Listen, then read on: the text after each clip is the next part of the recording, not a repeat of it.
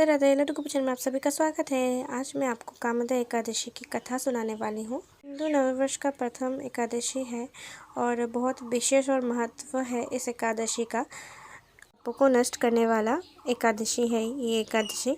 एक बार क्या हुआ, श्री कृष्ण के प्रिय सखा अर्जुन ने उनको पूछा था, कमल नयन, मैं आपको कोटि कोटि नमन करता हूँ।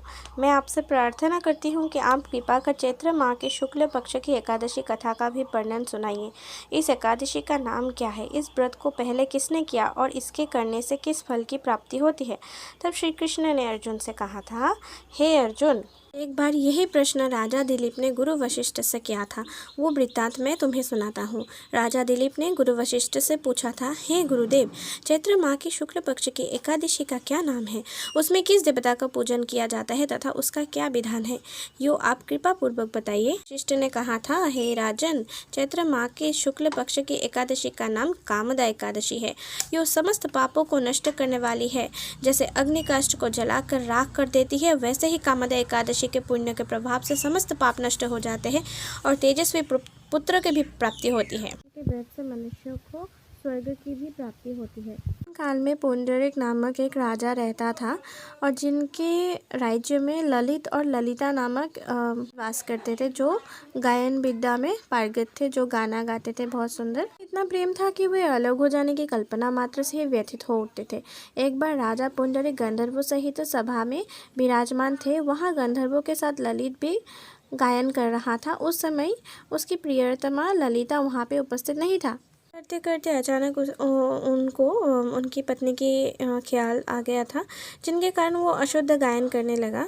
और उसी वक्त जो राजा ने शायद उनको नोटिस नहीं किया होगा, लेकिन नागराज कर्कोटक ने राजा पुंडरीक से उसकी शिकायत कर दी। इस पर राजा को भयंकर क्रोध आया और उन्होंने क्रोधवश ललित को शाप दे दिया दैत्य बनने के लिए।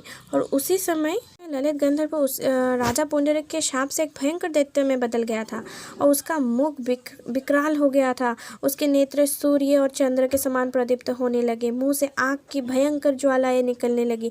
उसकी नाक पर्वत की कंदरा के समान विशाल हो गई और गर्दन पहाड़ के समान दिखाई देने लगी। उसकी भुजाएं 2-2 योजन लंबी हो गई। इस प्रकार उसका शरीर 8 योजन का हो गया। इस तरह राक्षस बन जाने पर उसे अनेक दुख भोगने पड़ा।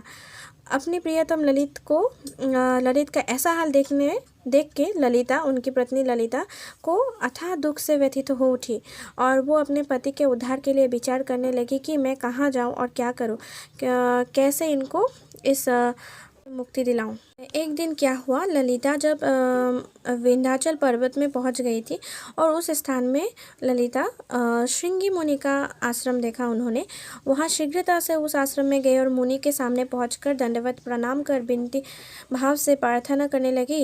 ये बात बताया और उनसे प्रार्थना की कि कृपा करके उनके पति को राक्षस योनि से मुक्त कराने का कोई उत्तम उपाय बताने के लिए।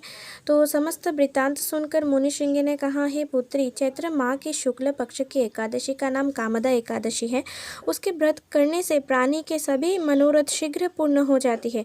यदि उसके व्रत के पुण्य को अपने पति को दे देंगी ललिता जी, अगर उसके वो व्रत करके अगर पुण्य अपने पति को दे देंगी तो उनकी पतिदेव राक्षस योनि से शीघ्र ही मुक्त हो जाएंगे।